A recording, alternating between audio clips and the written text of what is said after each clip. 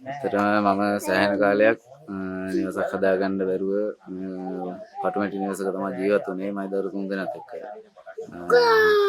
මේ නිවාස ආධාර වැඩසටහනෙන් මේ රජයෙන් මට නිවසක් ලැබිලා තියෙනවා. ඒ ගැන මට ඇත්තටම කියාගන්න සතුටක් තියෙනවා. ඒ වගේම අතිගරු ජනාධිපතිතුමාටත් නිවාස අමාත්‍යාංශයේ ඉන්න ඒ අමාත්‍යතුමාට මේ මට කරපු උපකාරයට හෘදයාංගම ස්තුතිය පුද කරනවා. ඒ වගේම මේ වගේ තවත් අහිංසක දුප්පත් පවුල් වලට නිවසක් කාට ගන්න හැකි වෙන්න